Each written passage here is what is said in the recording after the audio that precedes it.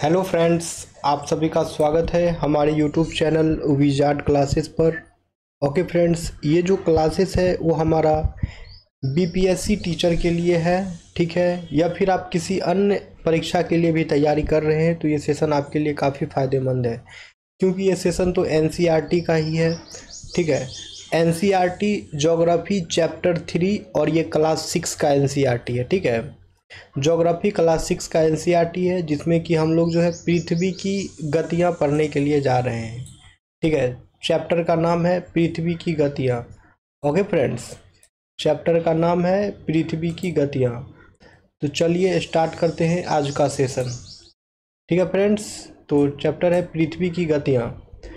तो जैसा कि आप जानते हैं, पृथ्वी की गति जो है दोस्तों दो प्रकार की होती है, एक घूर्णन और दूसरा परिक्रमण, ठीक है फ्रेंड्स। जैसा कि आप जानते हैं, पृथ्वी की गति जो है दोस्तों वो दो प्रकार की होती है, एक घूर्णन और दूसरा परिक्रमण। पृथ्वी का अपने अक्ष पर घूमना जो है घूर्णन कहलाता है। पृथ्वी का जो है अपने अक्ष पर घूमना जो है घूर्णन कहलाता है। सूर्य के चारों ओर से एक स्थिर कक्ष में पृथ्वी की गति को परिक्रमण कहते हैं। और जो है सूर्य के चारों ओर एक स्थिर कक्ष में पृथ्वी की गति को जो है परिक्रमण कहते हैं। पृथ्वी का अक्ष एक काल्पनिक रेखा है जो इसके कक्षीय सतह से 66.5 डिग्री का कोण बनाती है, ठीक है। पृथ्वी का अक्ष जो है एक काल्पनिक रेखा है जो इसके कक्षीय सतह से 66.5 डिग्री का कोण बनाती है। वह समतल जो कक्ष के द्वारा बनाया जाता है उसे कक्षीय समतल कहते हैं। पृथ्वी जो है सूर्य से प्रकाश प्राप्त करती है, ठीक है फ्रेंड्स। पृथ्वी जो है सूर्य से प्रकाश प्राप्त करती है। पृथ्वी का आकार जो है गोले के समान है। पृथ्वी का आकार जो है गोले के समान है, इसलिए एक समय में सिर्फ एक आधे भाग पर ही सूर्य की रोशनी प्राप्त होती है, ठीक है। पृथ्वी का आकार जो है गोले के समान का है, इसलिए एक समय में जो है सिर्फ इसके आधे भाग पर ही सूर्य की रोशनी प्राप्त होती है, जैसा कि चित्र 3.2 में दिखाया गया है, ठीक है। तो ये हमारा चित्र 3.2 है, आप यहाँ पे देख सकते हैं। पृथ्वी घूर्णन के कारण जो है पृथ्वी पर दिन एवं रात होती है, ठीक है। तो एक साइड रात होगी तो एक साइड दिन होगी। ओके फ्रेंड्स, अब है यहाँ पर सूर्य की ओर वाले भाग में दिन होता है, जबकि दूसरा भाग जो है जो सूर्य से दूर रहता है वहाँ रात होती है। जैसे ये भाग जो है सूर्य से नज़दीक है तो यहाँ पर जो है दिन होगा, और ये भाग जो है सूर्य से काफ़ी दूर है तो यहाँ पर जो है रात वाली भाग होगी, ठीक है दोस्तों। ग्लोब पर वह वृत्त जो दिन तथा रात को विभाजित करता है उसे प्रतिदीप्ति वृत्त कहते हैं। ग्लोब पर वह वृत्त जो दिन तथा रात को विभाजित करता है उसे प्रदीप्ति वृत्त कहते हैं। यह वृत्त अक्ष के साथ नहीं मिलता है, जैसा कि आप चित्र 3.2 में देख सकते हैं। पृथ्वी अपने अक्ष पर एक चक्कर पूरा करने में लगभग 24 घंटे का समय लेती है, ठीक है दोस्तों। पृथ्वी जो है अपने एक अक्ष को पूरा करने में लगभग 24 घंटे का समय लेती है। घूर्णन के समय काल को पृथ्वी दिन कहा जाता है। घूर्णन के समय काल को पृथ्वी दिन कहा जाता है। यह पृथ्वी की दैनिक गति है, ठीक है दोस्तों। अब है यहाँ एक नोट्स देख लीजिए, क्या आप जानते हैं, तो इसे नोट्स को देखें। प्राचीन भारतीय खगोल शास्त्री आर्यभट्ट ने बताया था कि पृथ्वी गोल है और अपने अक्ष पर घूर्णन करती है, यानी कि घूमती है। ये बात किसने बताया था? तो प्राचीन भारतीय खगोल शास्त्री आर्यभट्ट ने बताया था। आर्यभट्ट ने क्या बताया था? तो आर्यभट्ट ने बताया था पृथ्वी गोल है और अपने अक्ष पर घूर्णन करती है। पृथ्वी गोल है और वो अपने अक्ष पर जो है घूमती है।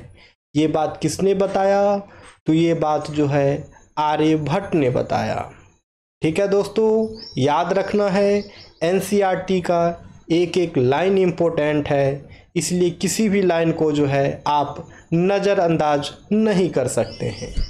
ठीक है, अब यहाँ देखते हैं अगर पृथ्वी घूर्णन नहीं करे तो क्या होगा। ठीक है दोस्तों, यहाँ पे कह रहा है अगर पृथ्वी घूर्णन नहीं करे तो क्या होगा। ठीक है, तो सूर्य के तरफ वाले पृथ्वी के भाग में हमेशा दिन होगा, जिसके कारण उस भाग में गर्मी लगातार पड़ेगी, दूसरी भाग में हमेशा अंधेरा रहेगा एवं पूरे समय ठंड पड़ेगी। इस तरह की अवस्था में जो है जीवन संभव नहीं हो पाएगा।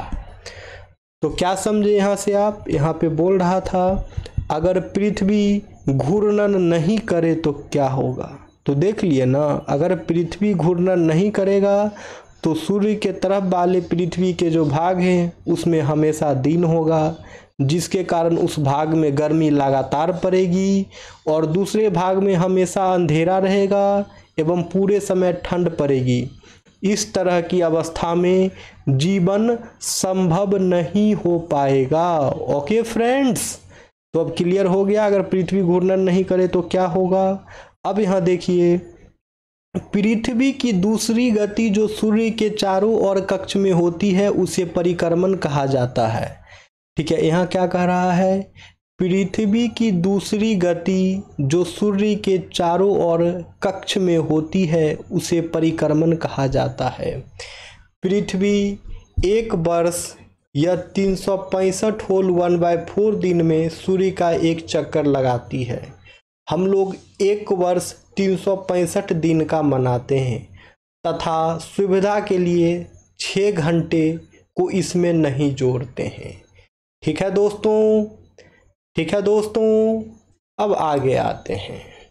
ठीक है,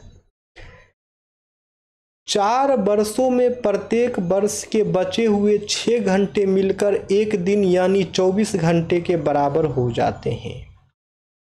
ठीक है, और ये जो 365 दिन और साथ में जो एक्स्ट्रा 6 आवर्स थे, एक्स्ट्रा 6 घंटे थे, तो 4 वर्ष में जो है प्रत्येक वर्ष के बचे हुए 6 घंटे मिलकर एक दिन यानी 24 घंटे के बराबर हो जाते हैं।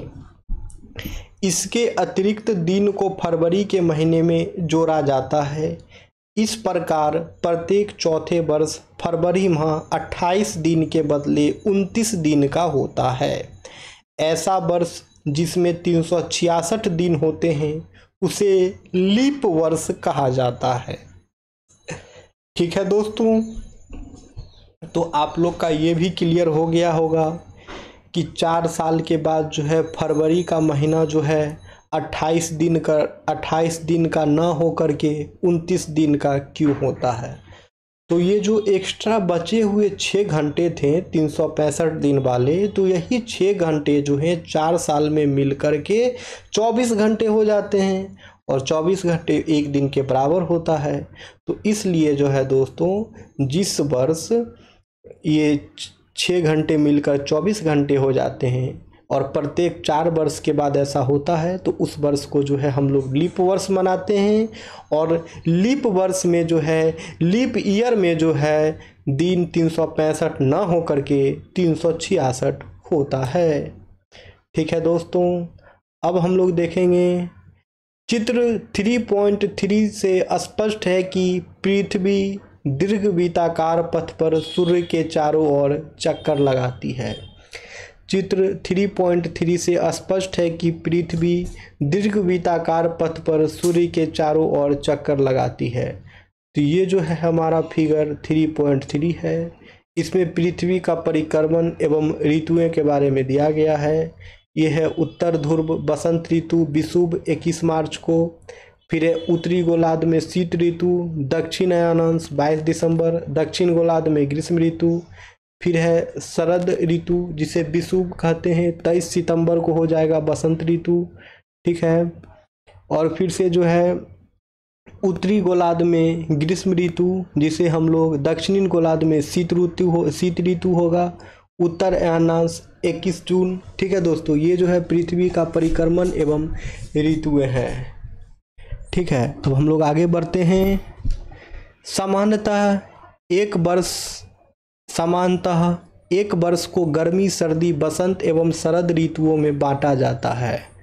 ऋतुओं में परिवर्तन सूर्य के चारों ओर पृथ्वी की स्थिति में परिवर्तन के कारण होता है, ठीक है दोस्तों। ये लाइन क्या कर रहा है यहाँ पे देखिए, सामान्यतः एक वर्ष को गर्मी, सर्दी, बसंत एवं शरद ऋतुओं में बांटा जाता है। ऋतुओं में परिवर्तन सूर्य के चारों ओर पृथ्वी की स्थिति में परिवर्तन के कारण होता है। आइए यहाँ पे ये क्या बोला जा रहा है, आओ कुछ करके सीखें। क्या आप जानते हैं कि एक दीर्घवृत्त कैसे बनाया जाता है? एक पेंसिल, 2 पेनों तथा एक धागे का छल्ला लीजिए। अब इन पिनों को कागज पर स्थिर कर दें जैसा कि चित्र में दिखाया गया है। अब इन दोनों पिनों को घेरते हुए धागे के छल्ले को कागज पर रखें। अब पेंसिल से धागे को कसकर तानते हुए पेंसिल को धागे के साथ घुमाते जाइए। अब जो आकृति कागज पर बनेगी वह दीर्घवृत्त होगी, ठीक है फ्रेंड्स। जैसा कि चित्र 3.3 में आप देखेंगे कि 21 जून को जो है उत्तरी गोलार्ध सूर्य की तरफ झुका है, ठीक है। 21 जून कहाँ है भाई? 21 जून है यहाँ। 21 जून में देखिए उत्तरी गोलार्ध जो है सूर्य की तरफ झुका है, ठीक है। उत्तरी गोलार्ध जो है सूर्य की तरफ झुका है। तो क्या होगा? तो सूर्य की किरणें कर्क रेखा पर सीधे पड़ती है। इसके परिणाम स्वरूप, ठीक है, इन क्षेत्रों में ऊष्मा अधिक प्राप्त होती है। ध्रुवों के पास वाले क्षेत्रों में कम वर्षा प्राप्त होती है क्योंकि वहां सूर्य की किरणें तिरछी पड़ती है। उत्तर ध्रुव सूर्य की तरफ झुका होता है तथा उत्तरी ध्रुव रेखा के बाद वाले भागों पर लगभग 6 महीने तक लगातार दिन रहता है। चूँकि उत्तरी गोलार्ध के बहुत बड़े भाग में सूर्य की रोशनी प्राप्त होती है, इसलिए विषुवत वृत्त के उत्तरी भाग में गर्मी का मौसम होता है। 21 जून को इन क्षेत्रों में जो है सबसे लंबा दिन तथा सबसे छोटी रात होती है। पृथ्वी की इस अवस्था को जो है उत्तर अयनांत कहते हैं, ठीक है।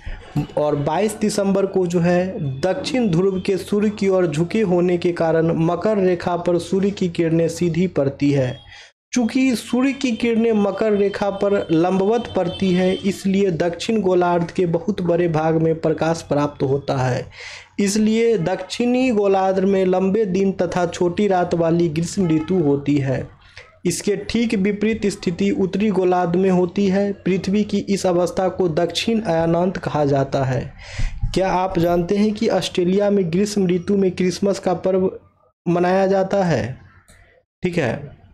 21 मार्च एवं 23 सितंबर को जो है सूर्य की किरणें विषुवत वृत्त पर सीधी पड़ती है। इस अवस्था में कोई भी ध्रुव सूर्य की ओर नहीं झुका होता है, इसलिए पूरी पृथ्वी पर रात एवं दिन बराबर होते हैं। इसे विषुव कहा जाता है, ठीक है दोस्तों। देखिए यहाँ पे 21 मार्च और 23 सितंबर को जो है सूर्य की किरणें विषुवत वृत्त पर सीधी पड़ती है और इस अवस्था में जो है कोई भी ध्रुव सूर्य की ओर नहीं झुका होता है, इसलिए पृथ्वी पर दिन और रात बराबर होता है, जिसे हम लोग विषुव कहते हैं।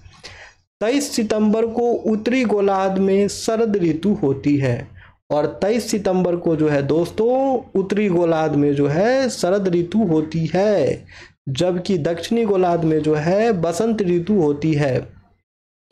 21 मार्च को स्थिति इसके विपरीत होती है, जब उत्तरी गोलार्ध में बसंत ऋतु तथा दक्षिणी गोलार्ध में शरद ऋतु होती है।